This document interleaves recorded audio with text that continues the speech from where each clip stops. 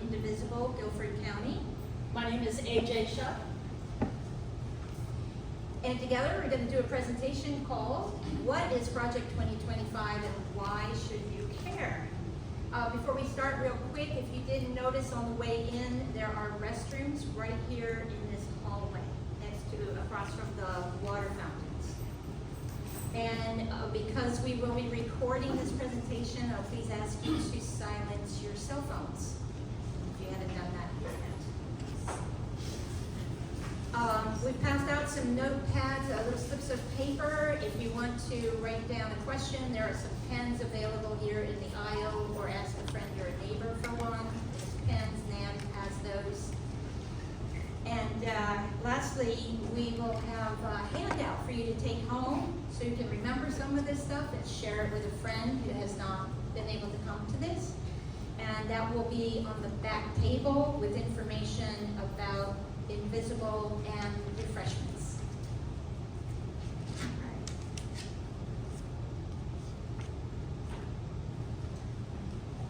So it turns out that we've both been longtime fans of this New Yorker cartoon, which is actually dates back to 2017, but boy is it relevant still.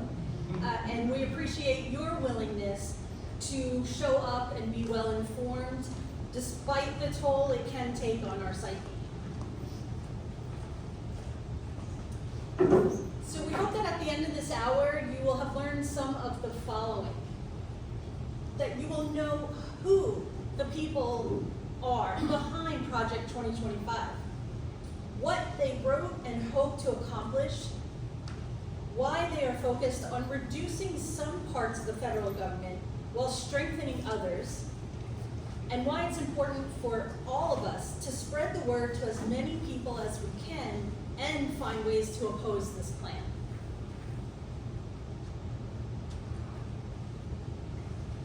All right, here's our roadmap.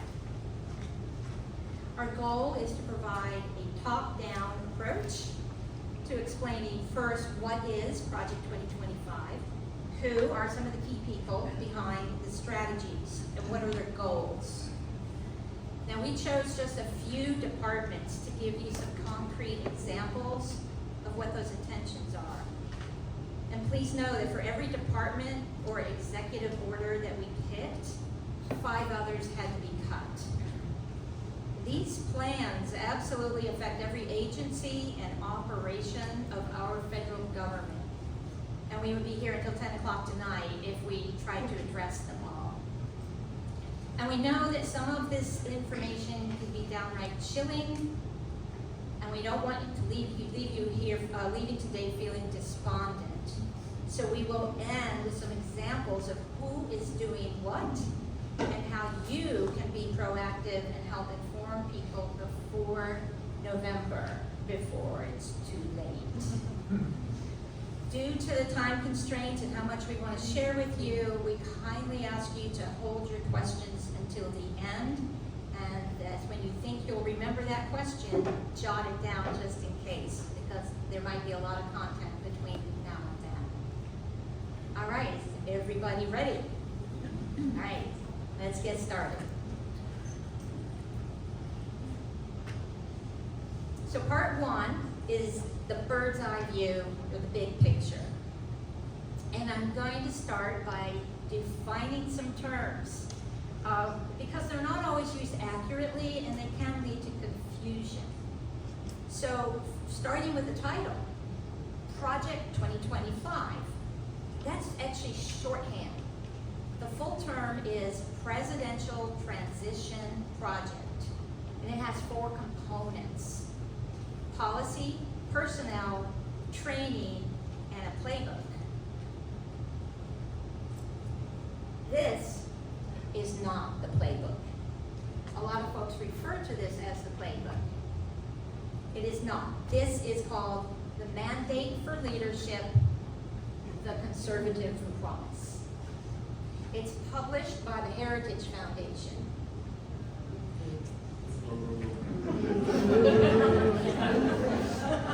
They've been producing these since 1980, and Ronald Reagan implemented about half the policy ideas during his term. in office. And the folks at Heritage were so encouraged by this that they committed to put out an updated version every 4 years to offer as a public policy guide for any Republican president. And each time that that occurred, their policy plans helped to shift the Republican Party a little further to the right each time. Think of it like a football game where they manage to move the ball down the field just enough to keep making those first downs. Now, did they do this in 2016? Yeah, they did. That version was called Blueprint for Reform. And after 8 years of the Obama administration, the conservatives were eager to put their plans in action under a Republican president. But there was a problem. The Heritage Foundation did not support Trump for president. They were backing Senator Ted Cruz. So they had a blueprint, but it wasn't getting implemented right away. And why is that? Well, if you recall, Donald Trump was a real estate guy from New York City. He had no political connections in DC. Many of his staff he brought from Trump Tower. And they were woefully ill-equipped to manage the transition and staffing of the new administration. So they didn't work together. But once he was in the White House, they did. And by the end of his first year in office, the Heritage Foundation claims that the Trump administration had embraced nearly 2/3 of the policy recommendations of the Blueprint for Reform 2017. The only thing is, I don't think any of us knew about that blueprint. At least we know about this one now.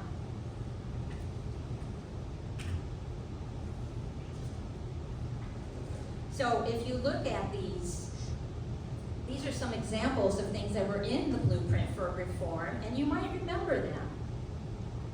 And you'll notice that one of the very first things that took place just 3 days after inauguration was to defund international agencies if they offer any kind of abortion services or even just information about options, or even if they tried to help change legislation in their own countries with their own funds.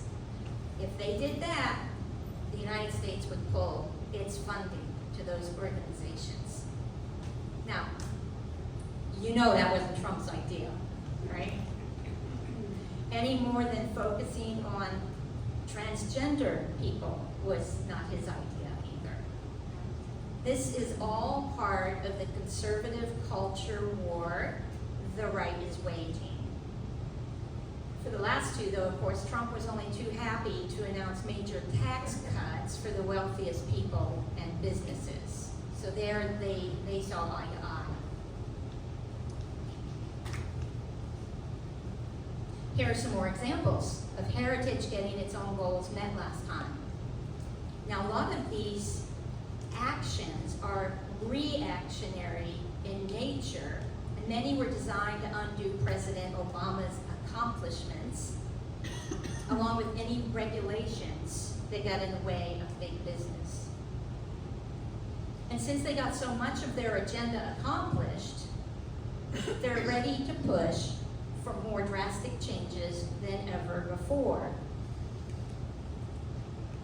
This version right here, all 920 pages of it, is the culmination of 40 years of trying to reverse the gains of liberalism and take hold of the reins of power, as they themselves put it, and never let go.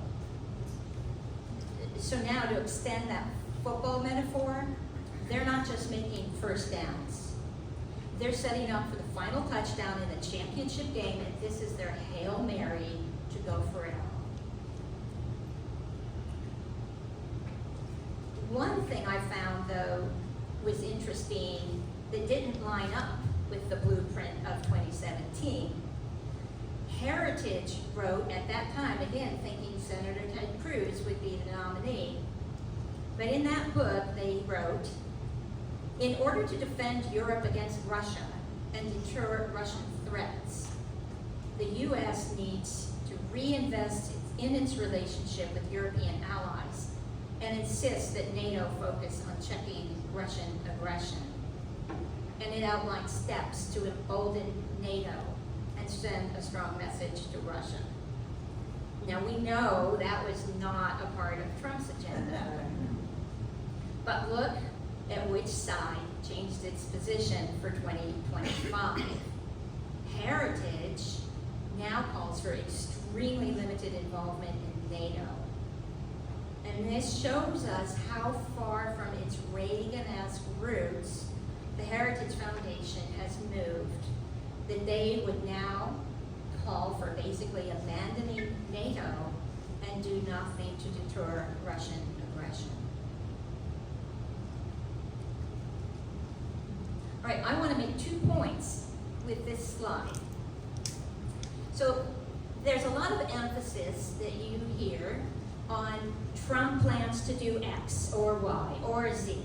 And so much so that I heard folks say during primary elections, think back to like Super Tuesday, that as long as he doesn't get nominated, these plans won't happen.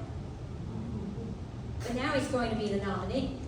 And they say, but as long as he doesn't win in November, these plans won't happen. But that's only part of the story.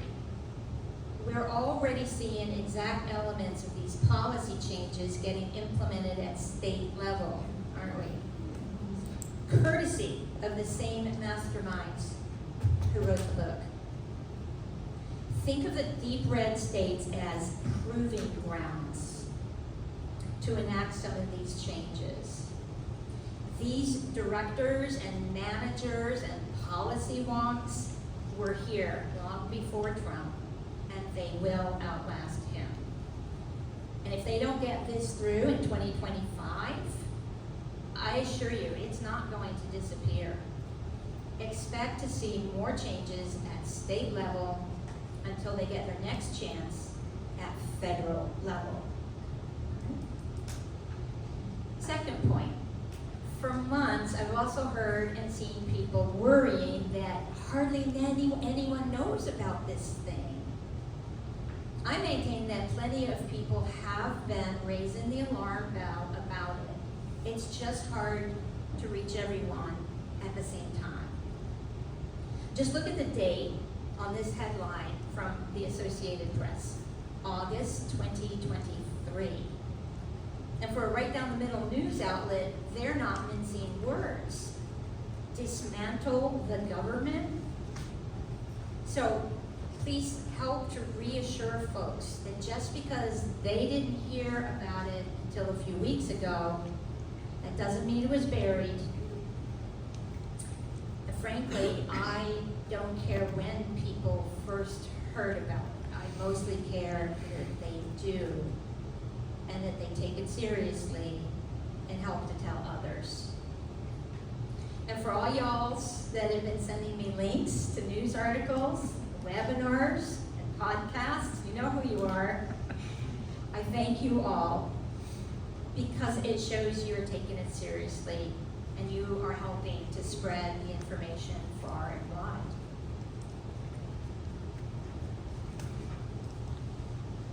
Okay, that was a bit of the backstory. Now let's meet some of the people running Project 2025. In the interest of time, I'm going to introduce you to just 3 of the top tier men, but I want you to see them, remember their names, and realize that they and most of the others are not just directors and managers and policy wonks. They are all doing their part to infuse Christian nationalist ideas throughout every facet of government and society. All right, first up, Kevin Roberts. He is the current president of the Heritage Foundation. 1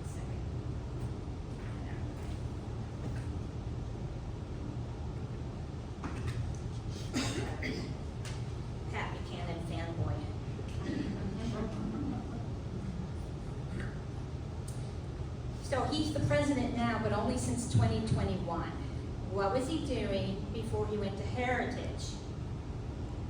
He led the Texas Public Policy Foundation. It's one of the strongest state-level think tanks in the nation. Where do you think Governor Abbott got all those ideas to reject all climate science, ban all abortion without exception, strip protections for race and gender, override federal jurisdiction at the border, put Bible instruction in the classrooms, and on and on? This guy, right here. Remember what I said about states as proving grounds? But don't take my word for it. Roberts said, and I quote, "We implemented these policies in Texas effectively, and now we can do it at scale." Also, there are some Texas oil barons who are bankrolling these efforts, and they too have said, and I quote, "Their ultimate goal is to replace public education with private Christian schooling." So you see, oligarchy and theocracy go hand in hand. And that is what Kevin Roberts has brought to Heritage. More on that in a minute, but I want to introduce you to the next guy. That's Paul Dans. He is the director of Project 2025, and he is the personnel guy. He served as chief of staff at the Office of Personnel Management. Think of the HR department for the whole federal government. And he was the liaison to the White House to help fill the political appointments. He said that when Donald Trump was in office, he could not find 4,000 political appointees to fill the roles. They were only able to fill about 2,600 of these positions. Why is that? In part, Trump and his team simply didn't know enough people to choose from or to get recommendations from. But also there were not enough people living in the DC area or willing to relocate who wanted to work for him. So Paul Dans and others have been working the past 2 years to recruit, vet, and train thousands of people, which you'll hear about when we get to Pillars 2 and 3. But for now, this intro ends with a quote from Paul Dans in the introduction of Mandate for Leadership, because it's important that you hear them in their own words. The long march of cultural Marxism through our institutions has come to pass. The federal government is a behemoth weaponized against American citizens and conservative values, with freedom and liberty under siege as never before. Our goal is to assemble an army of aligned, vetted, trained, and prepared conservatives to go to work on day one, to deconstruct the administrative state.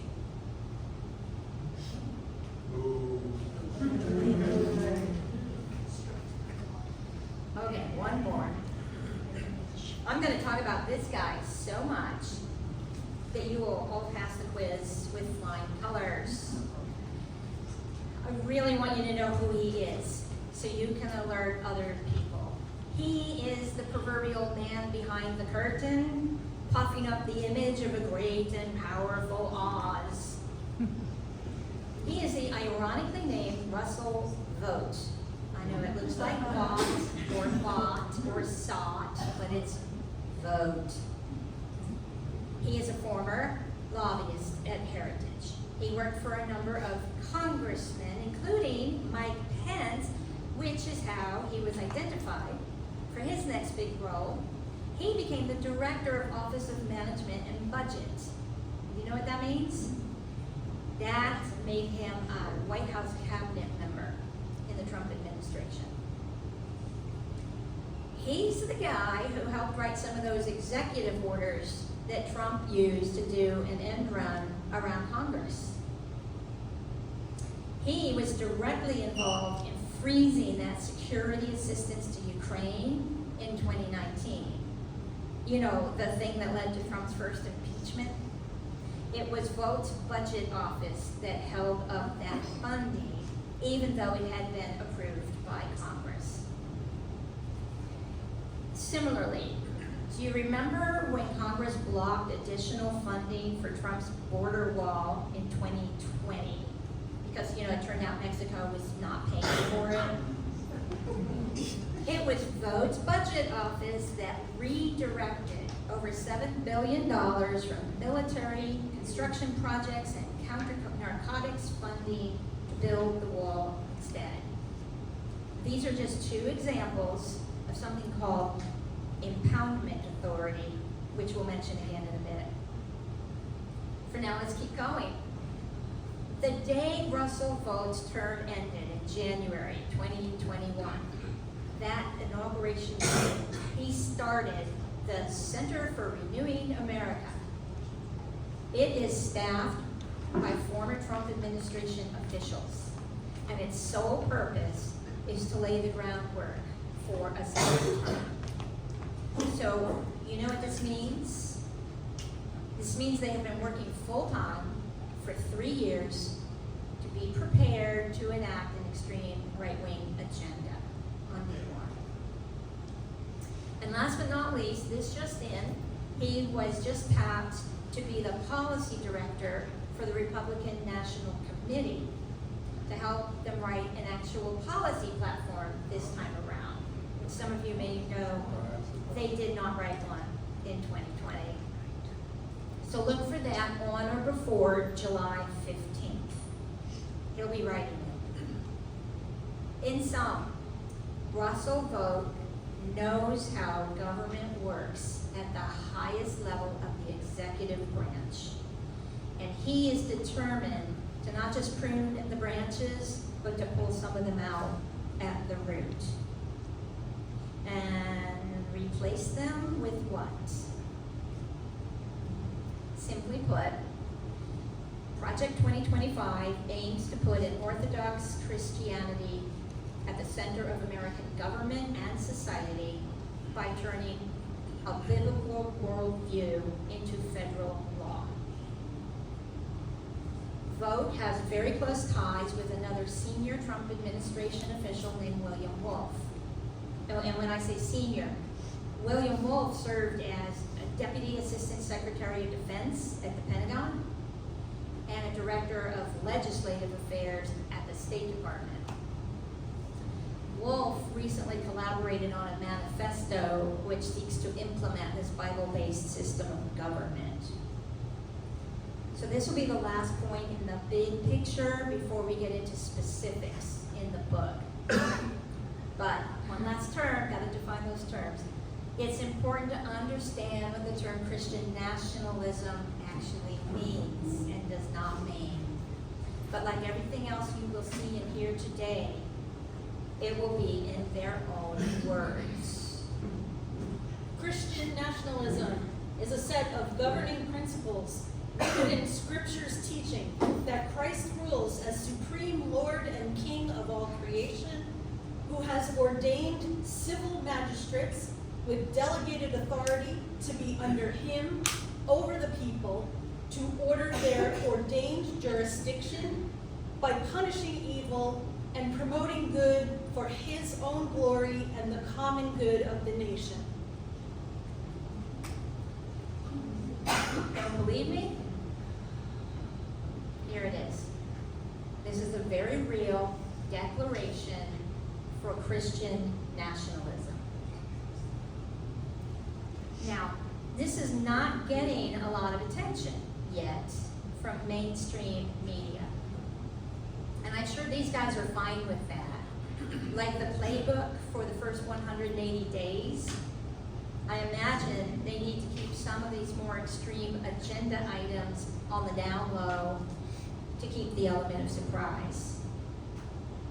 I also think the mainstream media is generally hesitant to address the religious nature of all this, lest people take it out of context or take offense.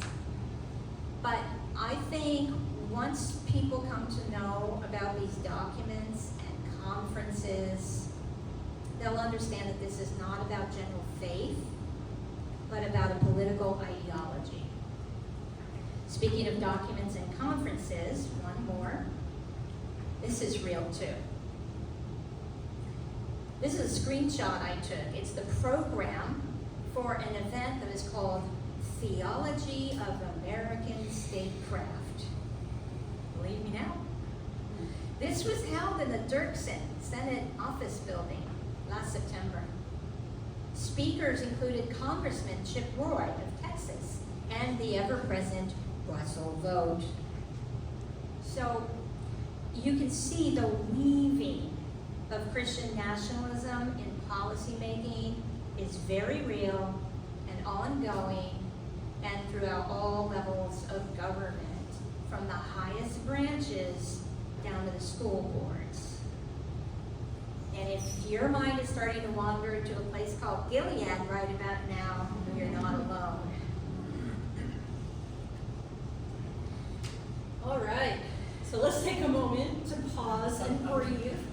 Just like I remind myself regularly, I had it tattooed on my arm. Let's just breathe here.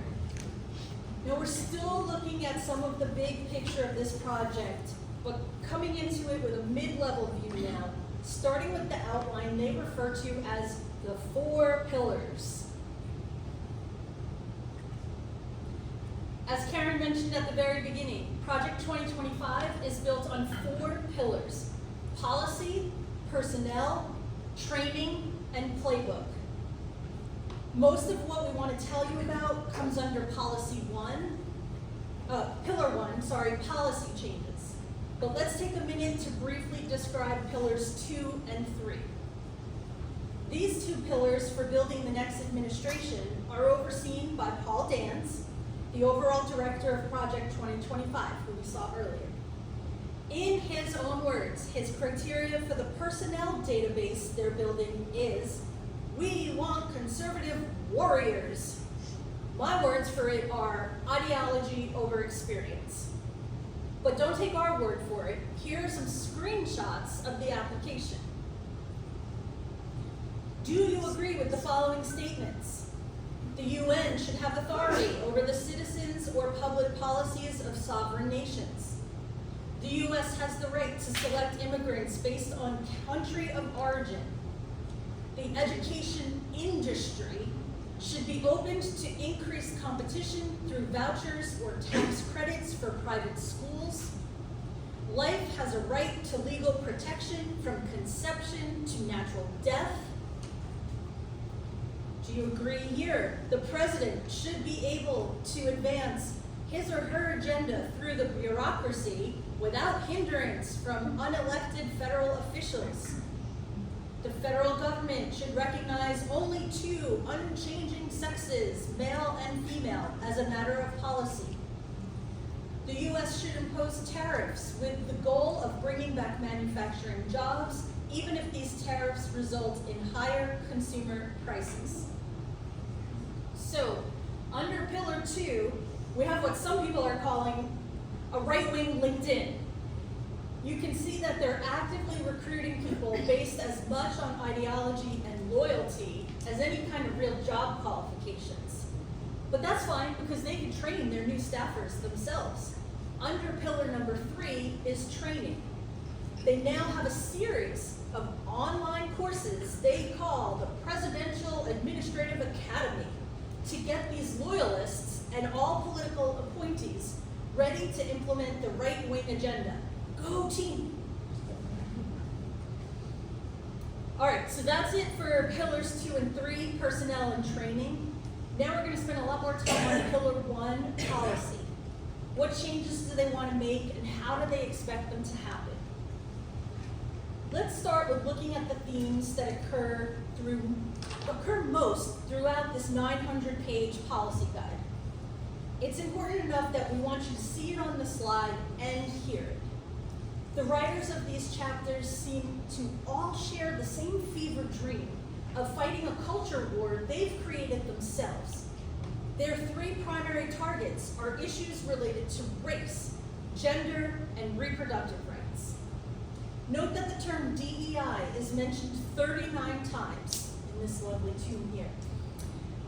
Woke, 35 times. Critical race theory, 23. Transgender or gender identity, 33. And abortion, a whopping 160 times.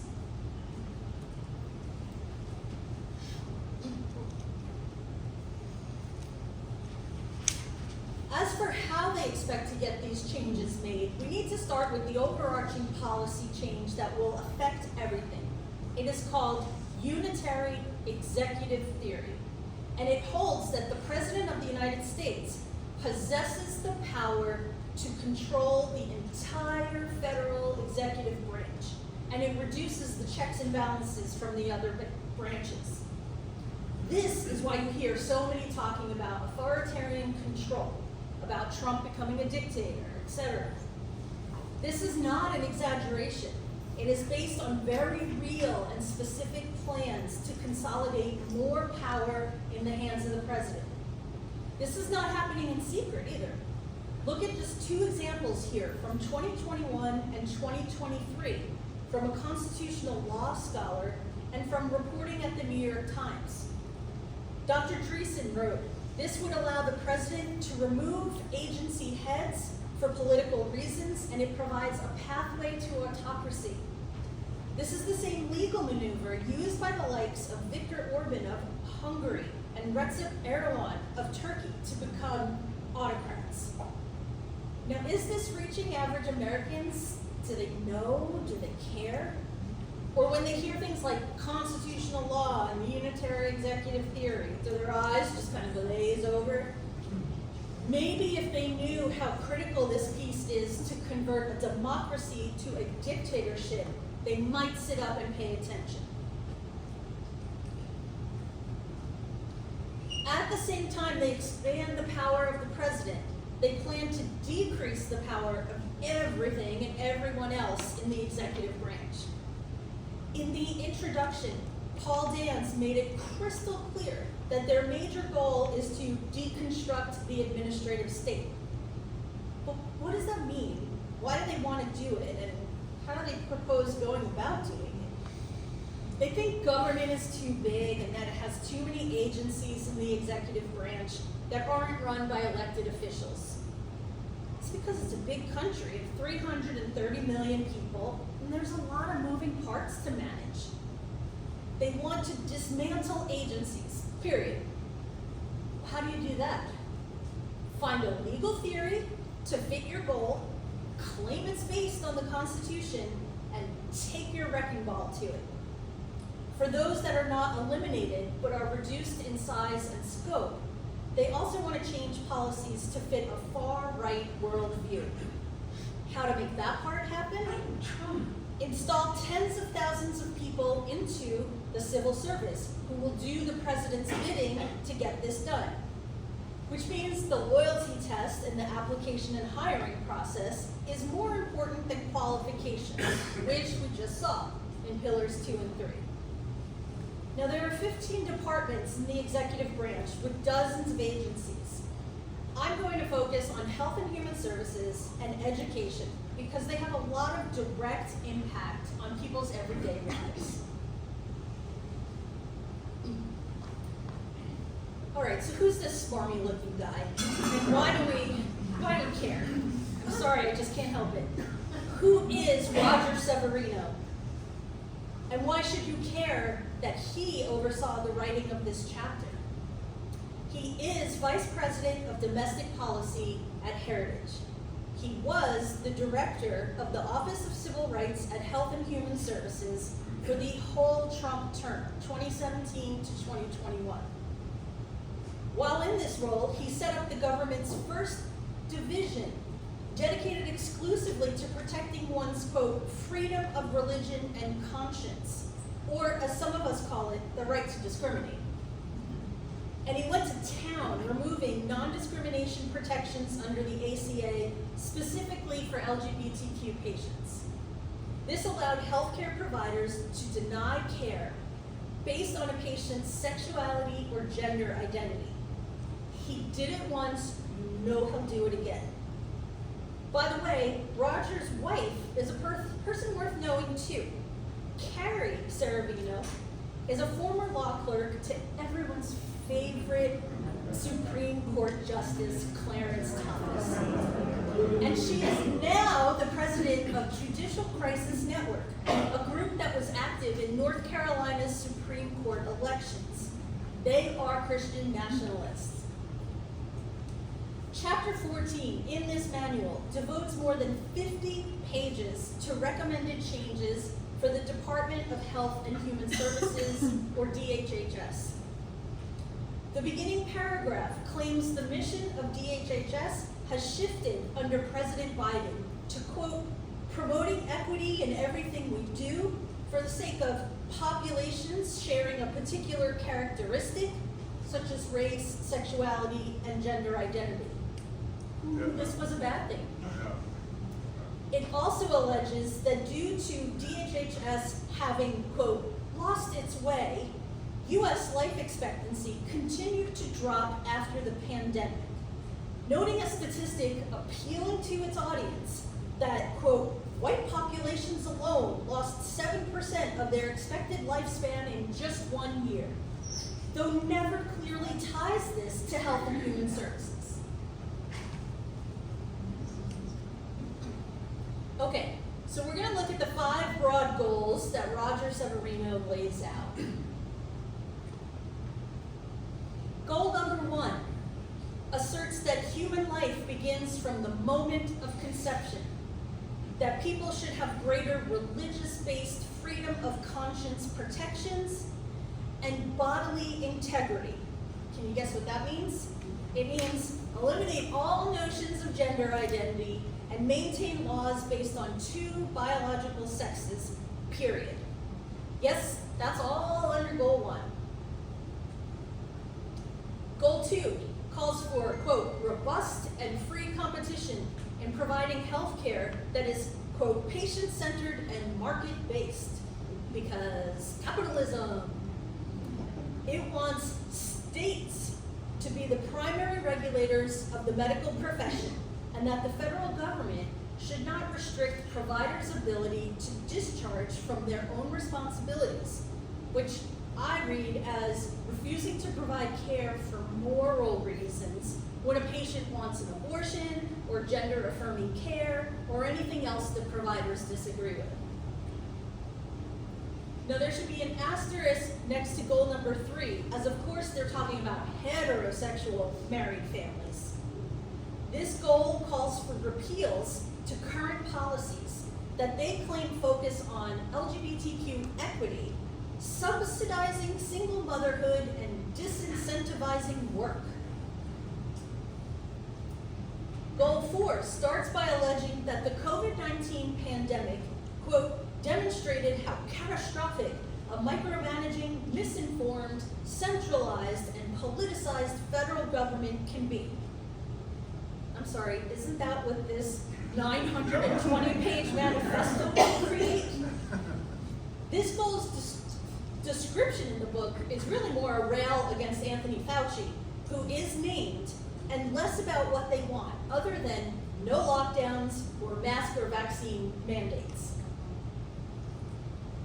Now, Goal 5 surprised me as it calls for regulators at the NIH, CDC, and FDA to be entirely free from private biopharmaceutical funding, as well as shutting down the ability for regulators to work for companies they have regulated and vice versa. Well, 1 out of 5 goals is decent, I guess. All right, so that was fun, right? So now, let's look at Department of Education. The Department of Education should be eliminated. This is the very first sentence of the chapter on the Department of Education. The chapter lays out reforms to transfer programs to other departments or eliminate them completely.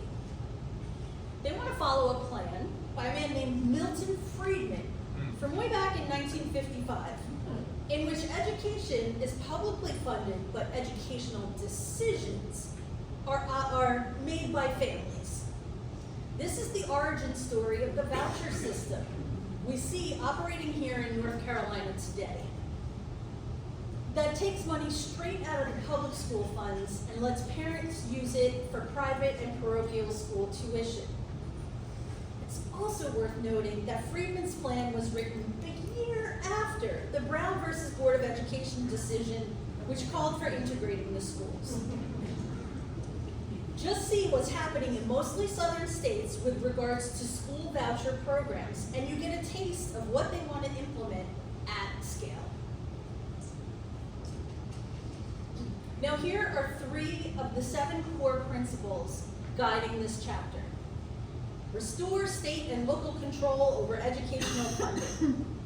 The idea is to send all that federal funding directly to the states and let them use it for, quote, any lawful educational purpose under state law. We see you, Louisiana, with your new law to hang the 10 Commandments in every classroom, from kindergarten to higher education. This is just the beginning. Because if you can't shut down all the government schools, you can at least infuse them with all that scripture-based teachings. The more you learn about the Christian nationalism, the easier it is to see this as part of the larger goal. It goes on to say taxpayers should expect their investments in higher education to generate economic prosperity. Taxpayers should expect borrowers to repay their loans. The Public Service Loan Forgiveness Program, which prioritizes government and public sector work, should be terminated. Now, as an aside, I want to add just a little personal story. I was actually a recipient of the Public Service Loan Forgiveness Program a year and a half ago, and only through the year-long waiver program, which loosened all the requirements. I worked the required 10 years in nonprofits and government entities as a licensed clinical social worker. My final $10,000 in student loans was forgiven after I had paid back more than 20 years and $72,000 on my $50,000 in loans. So for all those people out there who are against forgiving student loans, we've paid our share, I promise. Now the third point sounds harmless enough, but the sentence that follows it states that enforcement of these civil rights should be based on a proper understanding of those laws, which means rejecting gender ideology and critical race theory.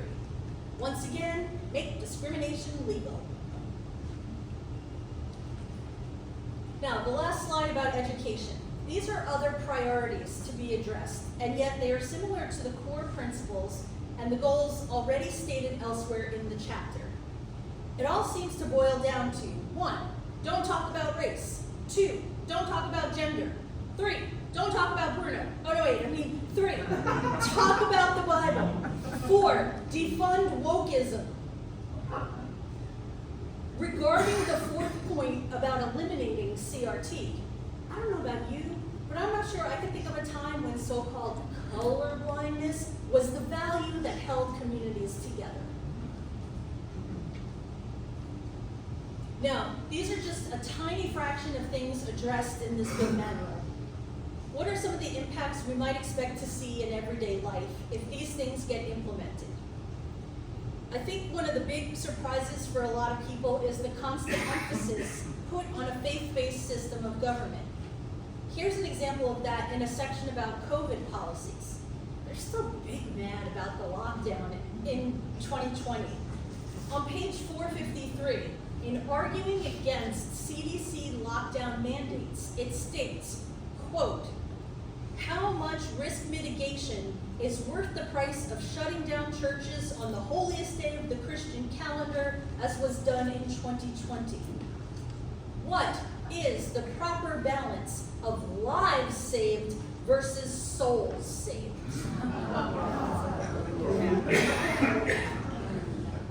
And while we're on the topic of COVID-19, I'll note that another policy change would prohibit having mask mandates for health workers.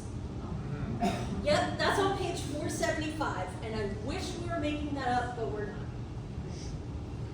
There would be further erosion of reproductive rights. Watch out, IVF and contraceptives. And if you're shaking your head in disbelief at the idea that they want to repeal the drug price negotiation program recently enacted, you have to think like they do and remember, quote, the invisible hand of the free market should rule over all. Said another way, government price control is communism. But wait, there's more. It will protect faith-based grant recipients from religious liberty violations and maintain a biblically based, social science reinforced definition of marriage and family. It will eliminate the Head Start program, return the Title X family planning program to fertility awareness methods, i.e. the rhythm method. The redefinition of sex to cover gender identity, sexual orientation, and pregnancy to cover abortion should be reversed in all HHS and CMS programs.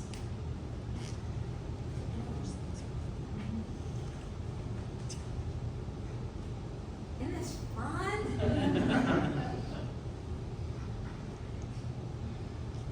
All right. As you said, that's just two departments in the executive branch. There's a lot going on. We cannot get to all of it. We just cannot. So we're going to move on right now and try to wrap up with pillar number 4, the playbook. Not this, that's the policy manual, right? So the playbook has specific actions to take in the first crucial 6 months when an administration has its best shot and when people will be overwhelmed by changes and might not expect to see it. They won't know what hit them. Also think football team playbook. And you know why they don't want this reaching the eyes of their opponents. But based on some podcasts and presentations by folks like Kevin Roberts and Russell Vogt, here are some things that we have reason to believe are in that playbook. So they definitely want to grant the president greater use of something called impoundment. Anybody hear that word yet? You'll hear it today, you'll hear it going forward. It's just a boring term to disguise what it means, and that is unlawful withholding of federal funds. If this happens, it will upend the balance of power between the branches of government. Because when it comes to spending, Congress wouldn't be in charge of approving those budgets as much as they play an advisory role to the president. And he can withhold funds for programs anywhere, anytime. Something we definitely don't want to see from the man who tells his fan base, I am your retribution, right? The vengeance president. Just think about what he would do deciding to withhold funds from programs, anytime, any place. You can expect to see immediate action to close the borders, no surprise there, and to restrict immigration far more than what we saw in 2017. Remember the meeting I showed you that they held last fall, the Senate office building? That was called the Christian Case for Immigration Reform. What they're saying is, if they can get away with it, expect to see a religious test imposed on all applicants trying to integrate. Education executive orders coming down the pipeline. It's in here, quote, this is in here, it's a bit of a teaser. Minimize bachelor's degree requirements. A college degree shall not be required for any federal job unless the requirements of the job specifically demand it. All right, think back to that personnel recruiting, pillar 2. Now, these loyalists to the conservative movement don't need a college degree to get that federal job.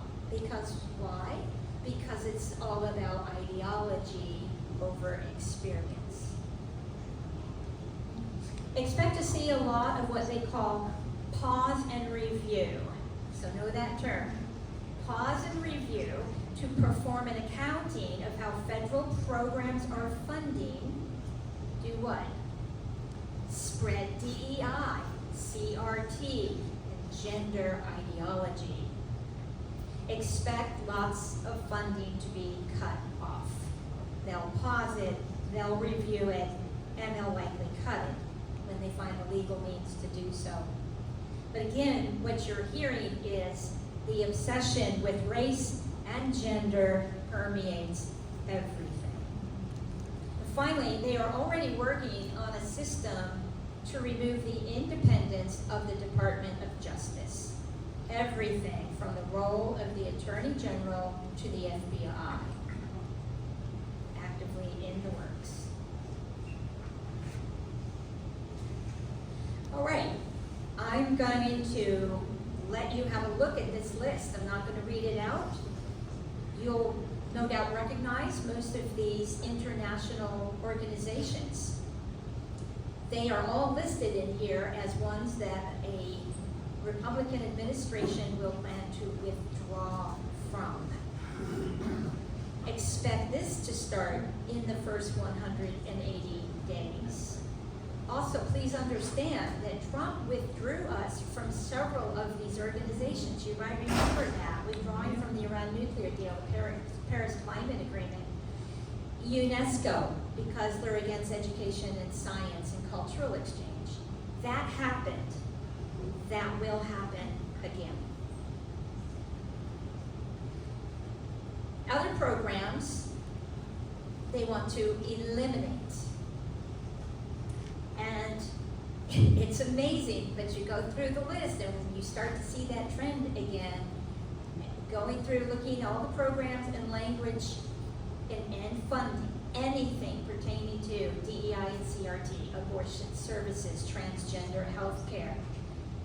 What do you see in here? Here's the theme. You can start to say it with me. Race, gender, reproductive rights, right? Keep that in mind. That's the three themes running through major policy changes. Also, science. A lot of programs related to clean or renewable energy, and that includes ARPA-E, the whole agency that researches new energy technologies. Eliminated. That's the plan. Some other agencies they want to eliminate. U.S. Trade and Development. Why? Who does that? That agency supports infrastructure projects in emerging economies. Why would they want to take that away? Because America first, right? Isolationism. Let them fend for themselves. NOAA should be dismantled, its functions eliminated, sent to other agencies, privatized, or placed under the control of states and territories. Translation, good luck, Puerto Rico. You're on your own. For the next hurricane you won't know is coming.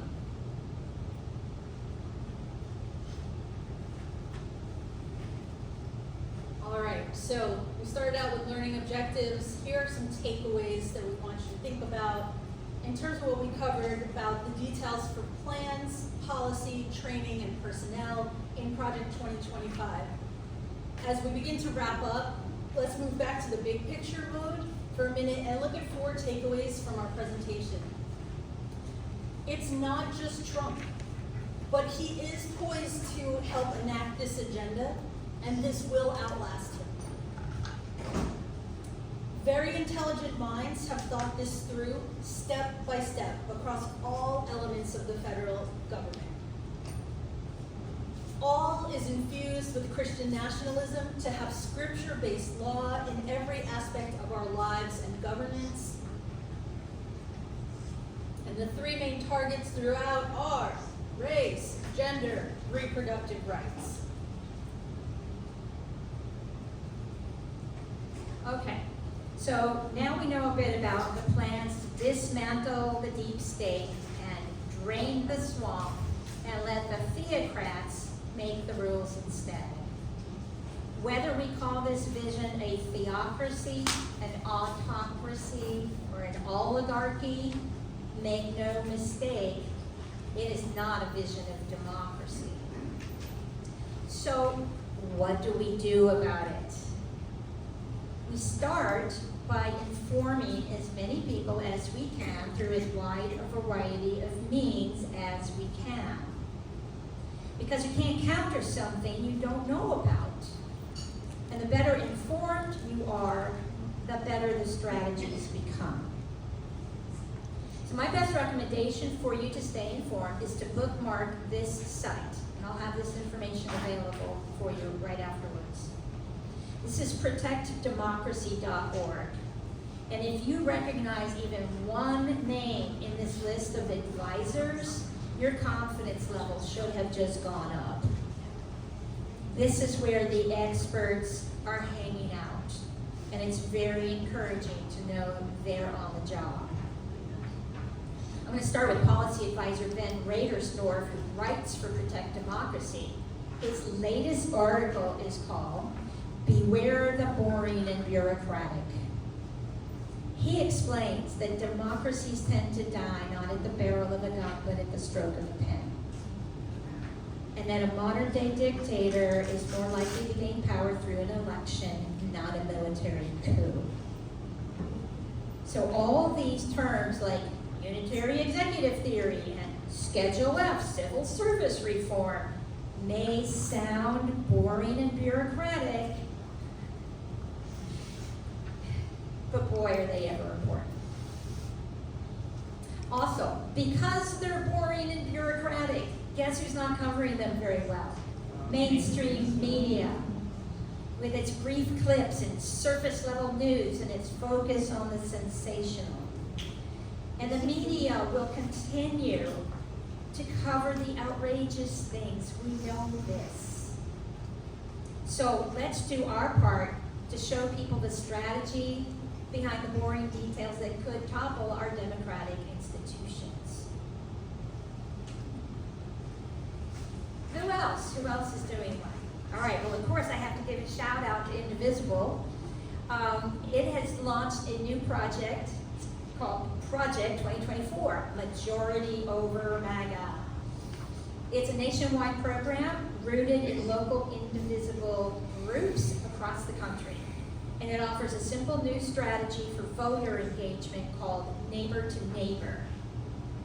Because we know there are a lot of voters this year who are disaffected or unengaged, right? And they're not interested in voting for either candidate or major party. But remember this, the good news is most of them don't like the extremism of MAGA. They are persuadable. And maybe if people understand this idea of using elections to install an authoritarian, they'll realize how very important our votes can be. So I invite you all to go to majorityovermega.org to read all about it and find a way to get involved. Third, a coalition of progressive groups have come together under the name Stop the Coup 2025. That's led by Gen Democracy, where gender and democracy meet. So the emphasis is on the impact on the LGBTQ+ community. They provide a wealth of information at their website with actions to come. Find them at stopthecoup2025.org. And this just in, last week, you may have heard, House Democrats announced a new task force to address Project 2025. It comes after several liberal advocacy groups briefed members of the Congressional Progressive Caucus. That task force is going to be led by Representative Jared Huffman of California, and it includes Jamie Raskin.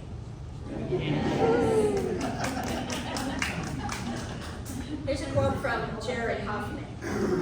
This, in his own words, Jared Huffman, Americans don't understand just how far down the road to a dystopic, right-wing theocracy we are right now. So that is the priority for now, making sure people know it and making sure we're ready to confront it. we need to do more to spotlight it for the American people and also for Congress. All right, so those are groups. When I ask what can we do about it, we can support those groups. But now I'm going to change the emphasis to we. What can we do about it? I've made a list here, but to keep within our time, I have added it to the handout. And that way you can take time and revisit these. And they may seem silly, simple, superficial, but really think about these things. Think about how you can make a difference with these small, meaningful actions. Right? If you tell people about this talk, by the way, and they want to see it, let them know that we'll get a recording available soon that they can find on our website, indivisiblegco.com, our social media sites, or our weekly e-news. If you're not receiving that, you can sign up in the back, and we don't flood your inbox. We send like one email a week. Also, AJ and I are ready, willing, and able to present this whenever and wherever there is interest.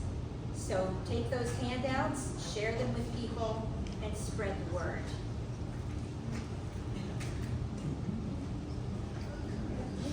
All right, so we put 3 to 4 on the flyer. If y'all made plans to go meet somebody and you need to bug out, you can do that.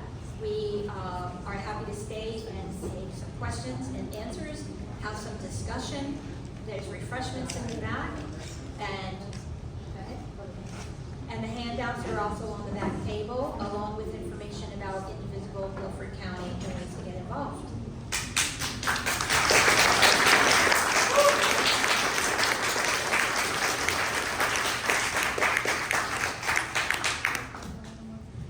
Did anybody use the cards for a question they had back on like slide 7? Francie? The information sheet that you're handing out, do you have that on an email so we can easily send it out to a whole bunch of people?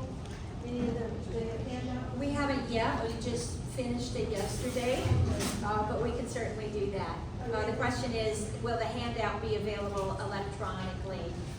Yes, it is, but also we don't know who all is going to be showing up from where and would be able to share that, but we will get that available tomorrow. Just send it out to everybody I know. Yes, in the back.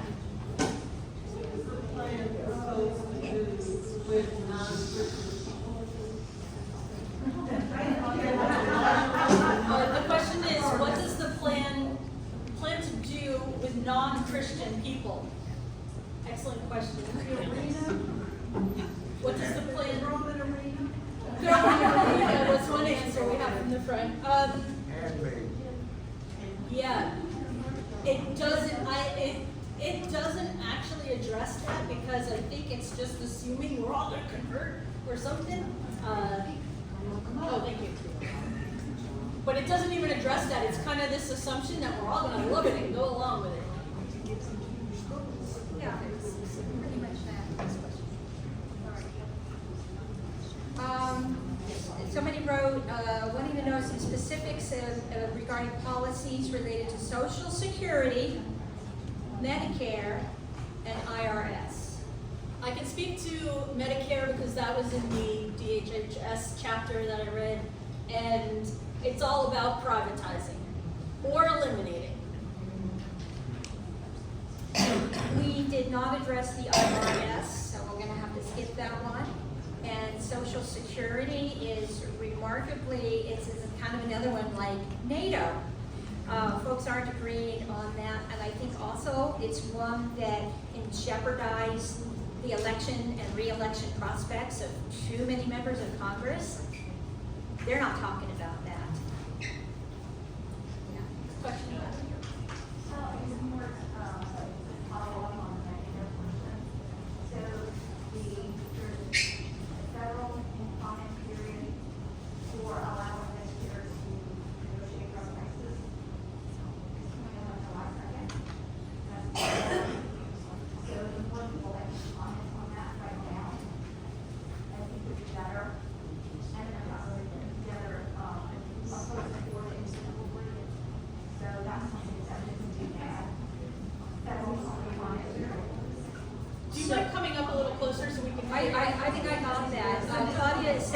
that there is currently a public comment period to be able to provide your public comments in regards to the issues that are affecting the Medicare program.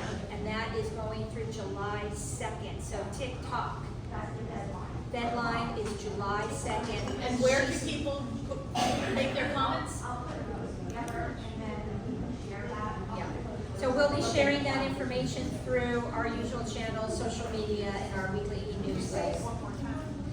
It's about having public comment. I'm sorry, I know. It's about having public comment period for the public to be able to weigh in and provide their comments in regards to changes that are being made to Medicare. And the deadline is July 2nd. Can you clarify, please, you've got this recording, are you gonna put this recording on Indivisible site? So that we can, like if I have 3 friends and they're different states and I want them to hear it, can I send it then to them, this presentation? Yes. Jim, Joe, how are we gonna do that? I don't know that we do the live stream right now for Facebook. Yeah, it's live streamed on Facebook, so it'll be available to share from our Facebook site, and then we'll also have the one that we'll post on YouTube and share. Okay, so we have 2 forms of recording that have been going on. One was offering a live stream through our Facebook page. That will also become a recorded version available through social media. And then the second one Jim is doing is also recording, and then we will provide that through a YouTube link. Is that Yes. right? So we will have an actual URL, and then you can pop that in an email So I and can send help that. you guys to get that too. We'll make sure that gets out as soon as it's available. Yeah. Will you share the slide deck also? The slide deck. Maybe. The question is, can I share the slide deck? I hadn't thought about that. Possibly. What I'm expecting is there may be changes to it as we go to, different groups with a different focus. I'm hoping that, based on feedback, folks saying, we really want to know what they said about Social Security. So there may be some changes coming to it. So I'll think about that. Okay. Yeah, Jim. There's a question from Facebook watcher. How do you get a copy of the mandate? Oh, it's also on the handout, and you just go to project2025.org, and you can download it in PDF. For free, so you're not giving them money to purchase it. They're also, they don't have any more printed copies. I took one for the team. So project2025.org, it's the Heritage Foundation's own site, and you can get a PDF. The brilliance about the PDF, and why we use both, is Control F and go find things. So when they're disguising things in selective vocabulary, like pause and review, then you can go and look for programs that they're going to do that with an idea of cutting. So having the PDF is a great way to do it. One more question. I'm assuming then because you did not have it here that the playbook is not easily available. It's not available at all, as far as we know. It's only in the hands of very few. Again, think about football teams. You don't want your actual playbook to be in the hands of anybody to get a heads up on what you're planning to do. Claudia? So the gentleman, and I guess I'm very as possible, who used to be in charge of the OPM, what was his name again? She's asking who is the guy in charge of OPM, Office of Personnel Management. That's Paul Dans, D-A-N-S. So for anybody unfamiliar with the Office of Personnel Management, they're like the HR for the entire federal government. And federal pensions, civil service, post office, federal judges, all of that falls under them. So that is really scary.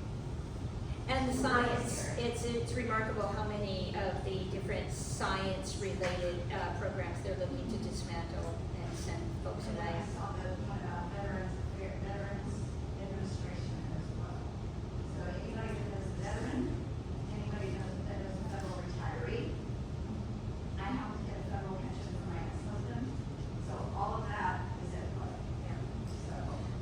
to answer a question that I've had before, and that's when folks ask, why do we know about it? And others would say, well, it's because they don't want us to know about this. That's not the case.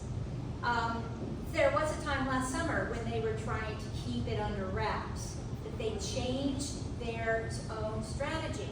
And they realized, this is what they're saying now, the mandate for leadership, they're embracing that word. It's a mandate. So what they're doing is candidates, Republican candidates, are campaigning on this. If elected, I will cut Head Start. I know. But they really are. They are running on these programs. We will fight wokeism at every level. Race, gender, reproductive rights. This is what they're campaigning on. So the idea now is they are definitely talking about it in their own circles. If you don't play in that sandbox, you don't know it, but they are. If they win, they can then claim a mandate. The people voted me in. You know, I beat the opponents.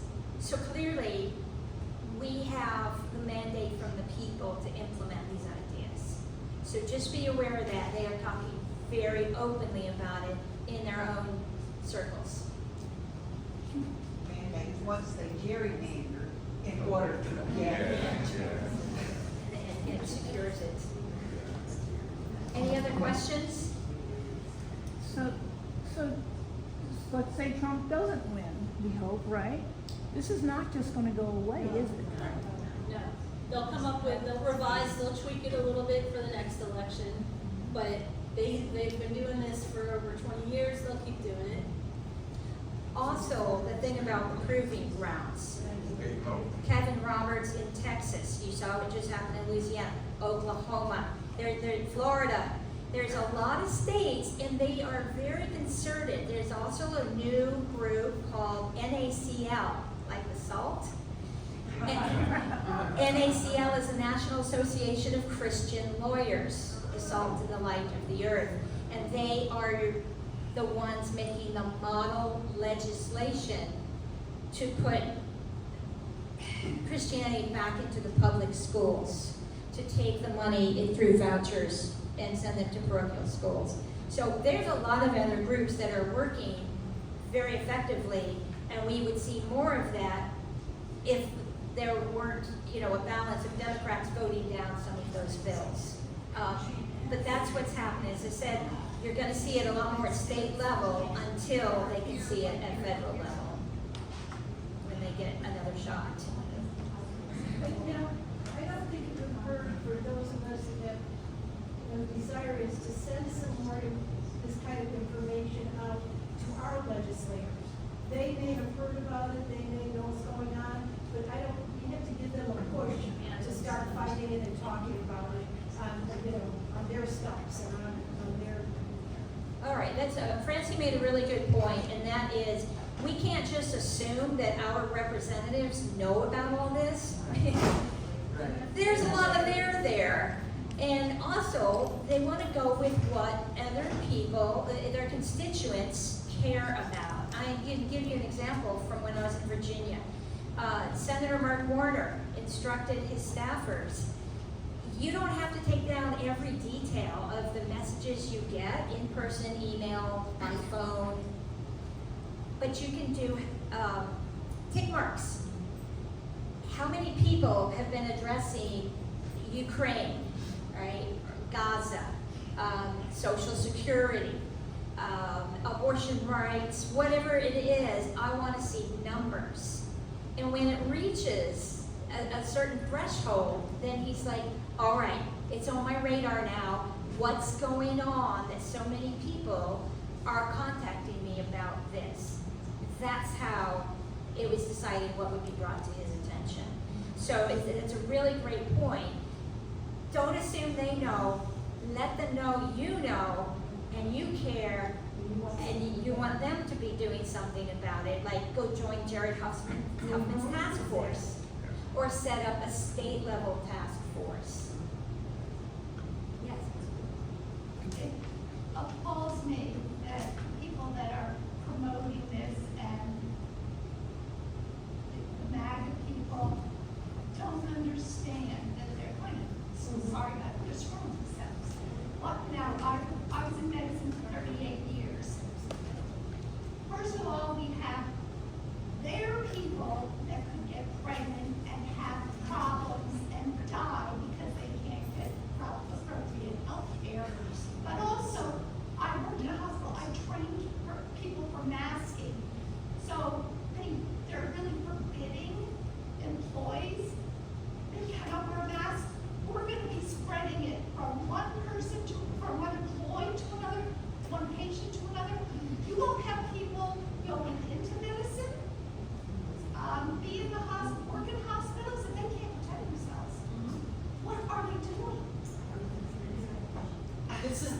the backlash?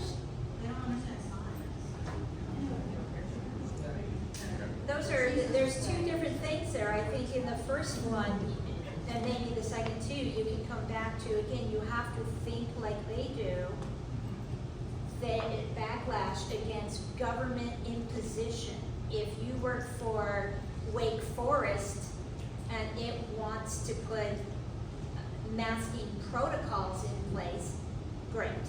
What they don't want is federal policy implementing that, right? So it doesn't mean it will all go away. They want to push everything down from a federal level back to the states. That's part of it. The reproductive rights, a lot of that comes back to it's God's will. I just leave it at that. But don't you think, Karen, that even though they're saying it's gonna be states' rights, that if they get it done far enough and deep enough, that they will eventually make it, that the state, if they want federal funding, if they want anything, they have to do it this way, their way?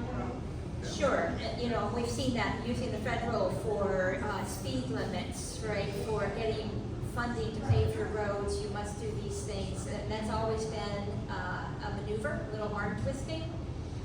So yes, also they'll say with the repeal of Dobbs, of Roe, leave it to the states. And now what are they trying to do? A national ban. So talk out both sides of the mouth. Oh, before you do, Jen, had one in the back? I was just gonna say, I spent many years trying to figure out what their thought process was, and the bottom line is they don't care. They don't care about anybody but themselves.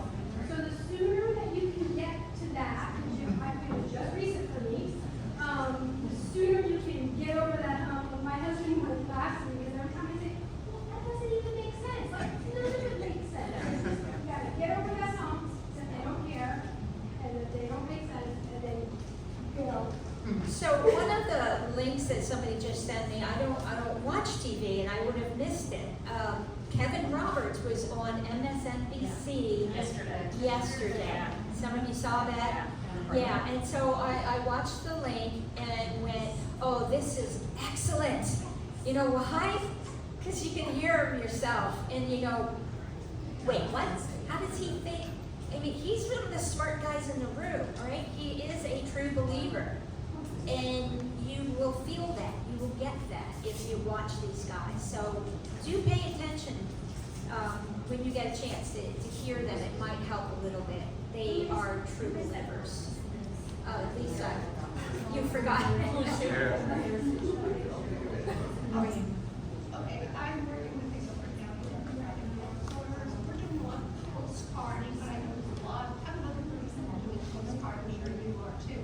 I had gotten something from somebody from this individual one time, just simple statements about Afghanistan and really not Joe Biden's fault, Trump did this or didn't do this down the road.